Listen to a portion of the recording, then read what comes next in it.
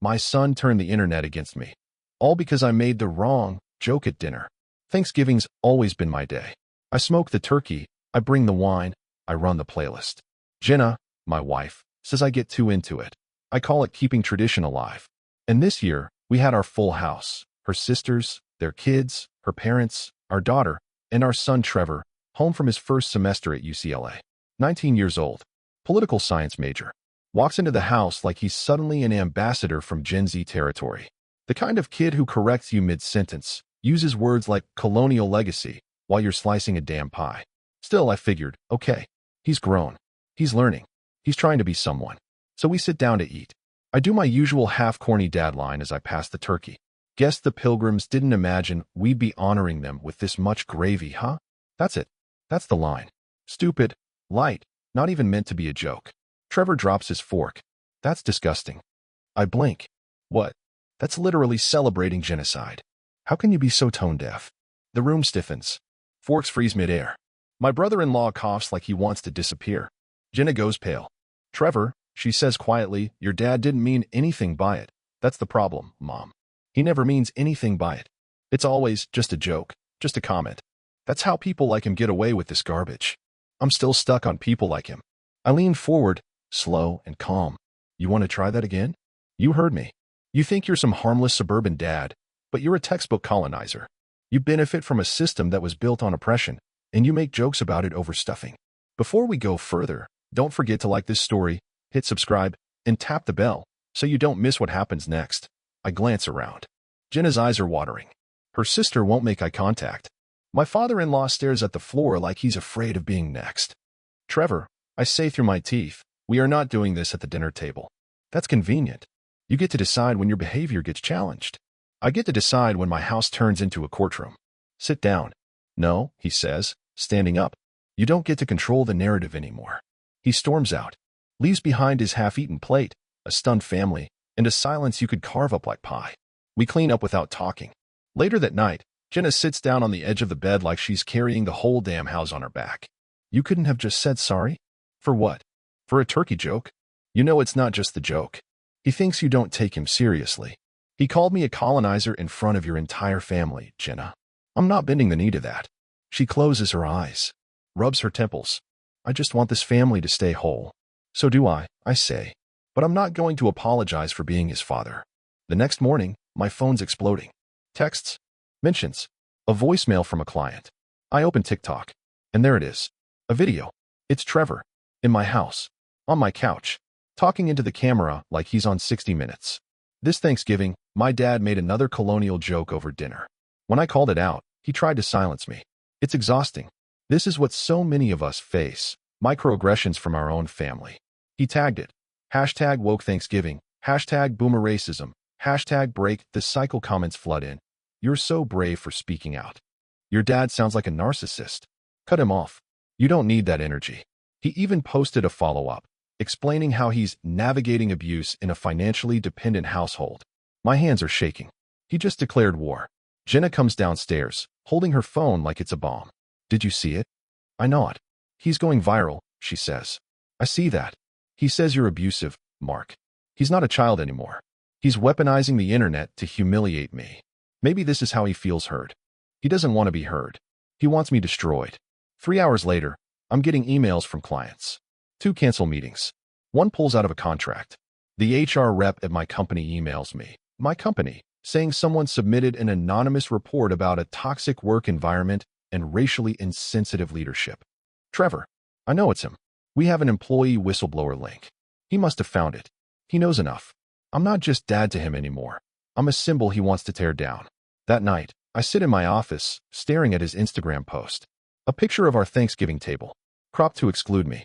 Caption, sometimes the only way to survive is to walk away from the people who raised you. He wants a war? He just got one. I log into the bank, pull up the UCLA tuition account, cancel autopay, click into the credit card we gave him, freeze it. Then I email him. Trevor, if I'm the monster you say I am, you shouldn't have to depend on me anymore. Effective immediately, all financial support is terminated. You're an adult. Adults live with the consequences of what they say. Dad, he replies in minutes. Wow, so now you're cutting me off to punish me for telling the truth? I send 1 line back. I'm holding you accountable. He calls. I let it ring. Then send. You made your bed. Sleep in it. Jenna says nothing for 2 days. Then finally, what if he never comes back from this? He made his choice. You're still his father, not his punching bag. She doesn't argue, because she knows I'm right. This isn't just some generational clash. This isn't a misunderstanding. This is my son trying to erase me publicly for clicks. And now, he gets to learn what erasure feels like. When you raise a kid for 19 years, you think you know what betrayal looks like. Turns out, it wears a ring light and speaks in TikTok captions. It was Tuesday morning when Trevor went full scorched earth. He posted a new video. After confronting my father about his racist Thanksgiving joke, he retaliated by cutting me off financially. This is what abuse looks like. Power, control, conditional love. I watched it with my jaw clenched so tight I thought I'd break a tooth. There he was, sitting in his dorm, fake lighting, big sad eyes, doing his best impression of a victim. Talking like I threw him into the street with a suitcase and a slap. The comments were worse. So typical of abusive parents. Imagine being that fragile and cruel. Start a GoFundMe. We got you, King. And just like that, he did. He started a fundraiser. Help me stay in school after being cut off for speaking my truth. The audacity made me laugh out loud. Then I saw the total climbing. Fast. $2,000 in 4 hours. $6,000 by the end of the day. Some of the names in the donor list were people I knew.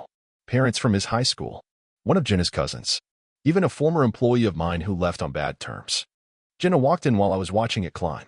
You saw the fundraiser? Yep. He's not going to stop. Neither am I. Mark, no, listen. He told the whole world I'm abusive, racist, and violent. He framed a joke about cranberry sauce like it was a manifesto. He wants to ruin me? Fine. But he doesn't get to do it on my dime. He's our son. Then he can start acting like it. The next day, 2 more clients backed out. One sent a message, we can't take the risk right now. You understand? No, I didn't. But I pretended to. Because that's what you do when your life is being rewritten in real time by your own flesh and blood. Then came the podcast. Some college-run, social awareness show invited Trevor on to speak about generational trauma and white paternalism. He accepted. Of course he did. 25 minutes of him calmly, confidently explaining how his childhood was a slow burn of passive prejudice, how I silenced dissent, how his jokes were never accepted, and how I was a man whose power was more important than his love. I watched the whole thing, stone-faced. Then I opened a blank document and started typing. Not for him. Not for the public. For me. For the record. My son called me a colonizer over Thanksgiving dinner. I made a dumb joke, one I've made for years. But this time, he wasn't interested in a conversation. He wanted a stage. When I refused to apologize the way he scripted it in his head, he launched a campaign to destroy my name. He took it public. Framed it. Amplified it. Weaponized it. And now I'm done being quiet. I posted it to my LinkedIn first. Then my company's internal bulletin. Finally, my personal Facebook. No clickbait. No dramatics. Just the truth. Support rolled in. Slow at first. Then steady. Friends messaged. Coworkers called. Even a few old colleagues who hadn't reached out in years sent texts like, "Takes guts. Proud of you. My kid did something similar. You're not alone. And the best one? You didn't cut him off. You finally put the scissors down." Jenna saw the post, read it twice. She didn't say much. Just came over, sat down, and held my hand. He's going to see it. Good. He's going to call you the villain. He already did. That night, I opened my work email. There was a message from a client who didn't cancel. Subject line, "We stand with you." Body, "It's a wild time to be a parent. Thanks for reminding us that boundaries aren't abuse." I closed the laptop, poured myself a drink, and breathed. Actually breathed, for the first time in weeks. Around midnight, my phone buzzed. A text from Trevor. "So you're just posting your little manifesto now? Congrats. You're the hero again." I didn't answer, because I wasn't arguing anymore. Not with someone who twisted everything I ever gave him into a weapon. Next morning, I got an email from his university. He had filed an appeal with the financial aid office, claiming he'd been disowned due to identity-based conflict. They wanted my side of the story. I replied, "I didn't disown my son. I stopped financing the slander of my name. There's a difference." Later that day, I got a call from my friend Eli. Old school guy, runs a construction company, has 2 daughters who treat him like royalty. "Saw the stuff with Trevor," he said. "You all right?" "Honestly, I'm not sure. Want advice or just someone to listen?" Surprised me. He paused, then said, "You raised him to think. That's not the mistake. But you forgot to teach him what to do when the thinking gets ugly." I laughed. "Too late now." "Maybe. Or maybe this is what real parenting looks like, letting the mask fall and seeing what's left. He was right. I had nothing left to give. No more money. No more silence. No more bending. From now on, Trevor could keep telling his story. But I wasn't going to fund the sequel. 3 days after I posted my side, the online pitchfork started to dull. Not vanish, just slow. You could feel it. The comments on Trevor's video went from unanimous outrage to divided takes. One person wrote, "Not defending the dad, but this feels curated." Another, "He's 19. He's not a victim. He's pissed he lost his allowance." Then came the messages quietly at first, in my inbox, not public. From other parents. From former clients. From his old teachers. All saying some version of the same thing. "We've been there. Thank you for saying what most of us can't." I even got one from his old debate coach. Trevor was brilliant. But when he realized he could win with emotion instead of truth, he stopped caring about accuracy. That one stung. Because it meant this wasn't new. It meant I just didn't want to see it. By Friday, the GoFundMe stalled at just under $12,000.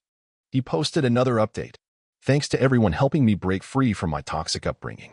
I'm starting over." With real support. Comments were still there. Still loyal. But thinner. Less rage. More uncertainty. Some asked questions he didn't answer. Did your dad actually cut you off because you spoke up? Or was it about how you did it? You say you were silenced, but you've made 5 videos in 3 weeks. Meanwhile, my business started to recover. Clients who'd ghosted me now sent cautious emails. "Hey Mark, just circling back." I didn't respond to all of them.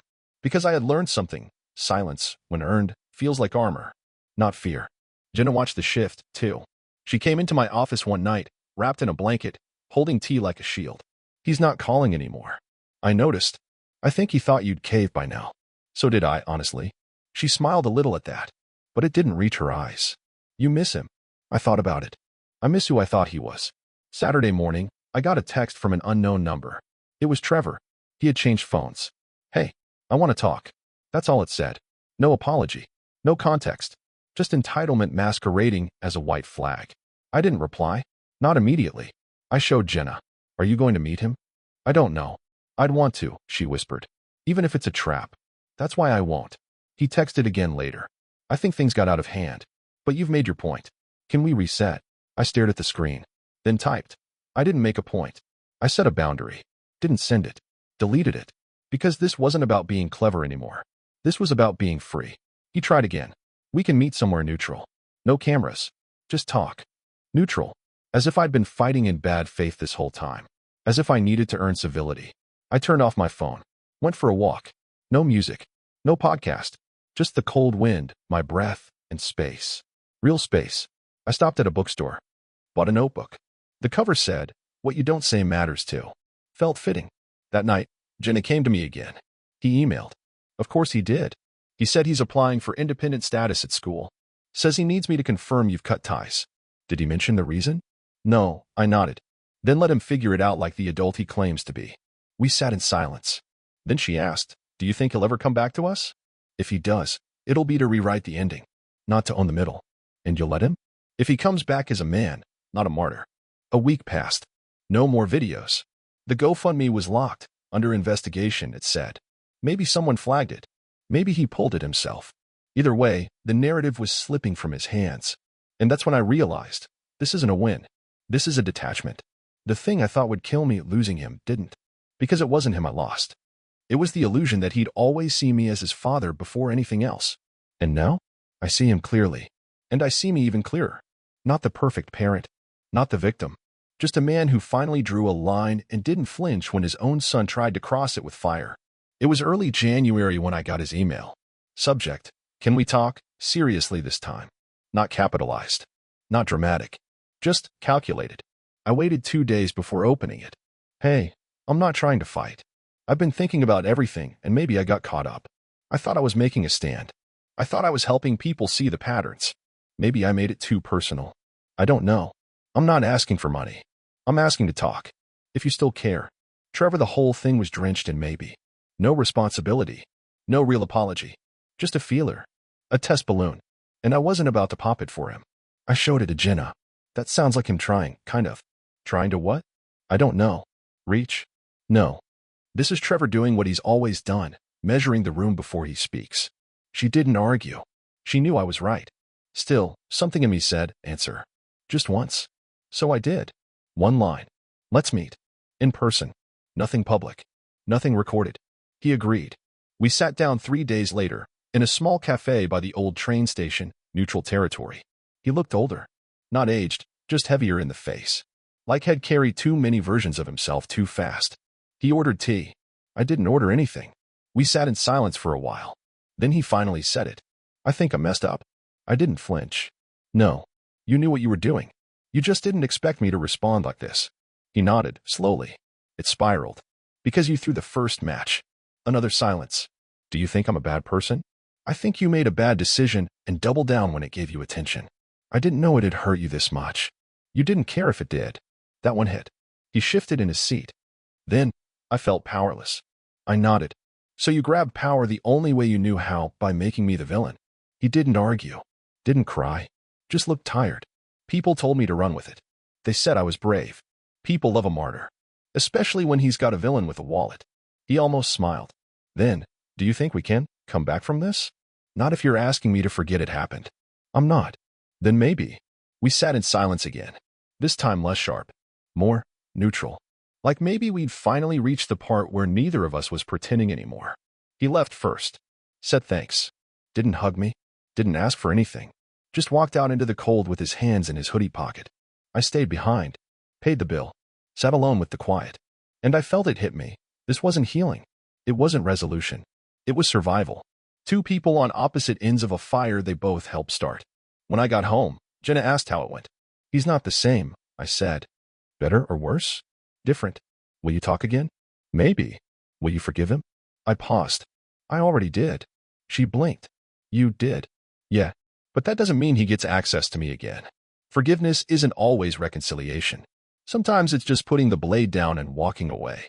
It was 5 months later when his name finally stopped echoing through the walls of our house. Spring rolled into Denver, cold air replaced by pollen and bike tires screeching against sidewalks. But inside, everything still felt paused. Like we'd pressed mute during a war scene and forgot to unpause. Trevor hadn't posted since January. No more TikToks. No more interviews. No more college radio voice cracking over the pain of systemic family abuse. He vanished, at least publicly. But I could feel it. He was circling. Jenna still checked his Instagram late at night. She didn't talk about him, but her browser history did. His name kept showing up in the recent searches box on her phone. She said nothing. I said less. We were surviving, not healing. Then one day, our daughter, Mia, 14, sharper than most adults, dropped her fork at dinner and said, Trevor DM'd me. Jenna nearly knocked over her glass. What? He said he wanted to explain. Explain what? I asked. Why he did what he did. Why he had to do it publicly. What did you say? I left him on read. I couldn't help it. I smiled. Jenna didn't. Maybe she should hear him out. Maybe you should have thought about that before dragging this family through social media hell. Mark, no. We're not doing this. He doesn't get to guilt trip his way back in through our daughter. The next day, Mia came home with an envelope in her backpack. Handwritten. Folded once. Trevor's name on the front. She handed it to Jenna. Not me. Said, I didn't read it. He said it wasn't about me. Jenna opened it that night, after I went to bed. I saw the envelope in the trash the next morning, torn clean down the middle. She never brought it up. Neither did I. Then, in April, I got a message from Trevor. A real one. Not a subtweet. Not a veiled insult. An actual message. I'm coming home for a few days. Would like to talk. In person. Just you and me. Jenna was cautiously hopeful. Mia rolled her eyes. I was numb. We met on a Wednesday. Park bench. Same one where I used to push him on the swings 15 years ago. Now he looked older. Tired. Like someone who'd been living in half-truths and finally got tired of keeping track of them. He sat first. Didn't look me in the eye. I didn't expect you to agree. Then why ask? Because Mom said you weren't a monster. I'm not. He nodded slowly. You think I hate you. You made a lot of people believe you did. Including me. I was angry. You were vengeful. I felt unheard. So you made sure the whole world heard your version. And only that. He rubbed his hands together like they were hiding something. Then he said, I want to make it right. You want forgiveness? I want understanding. There's a difference. I know. Do you? I leaned forward. You accused me of abuse. You made me out to be a threat. You labeled me a colonizer. You made me lose business. You made people question everything I've built. And now you want, what, exactly? He He finally looked up. I want us to be a family again. Family doesn't come with terms and conditions. So that's it. No, that's the start. I stood up. If you want to be my son again, you don't need to perform it. Just live it. He didn't follow me when I walked away. Didn't text that night. Didn't post. But for the first time in months, I felt like the door had been kicked open, not by him, by me. And I was the one deciding whether it stayed that way. 1 year later, Thanksgiving came again. Same house. Same turkey. Same playlist. Only this time, no tension. No politics. No hidden microphones. No headlines waiting to happen. Just quiet. Just peace. Mia helped with the potatoes. Jenna poured the wine. My in-laws laughed at my dry jokes again, not nervously, but because they were finally just jokes. And the chair at the end of the table?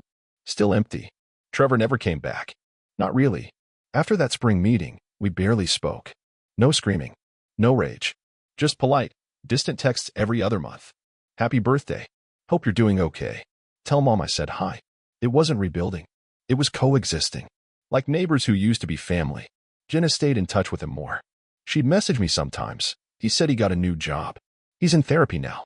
He might transfer to a different school. I'd nod. Sometimes smile. Never ask for details. The fundraiser vanished. His activist presence online slowly faded. The videos disappeared. He didn't apologize. He just recalibrated, rebranded. Like it was all a phase, a rough draft of manhood he never edited. And I realized something. I didn't need him to say sorry. I needed to stop waiting for him to. The real healing didn't come from some teary reunion.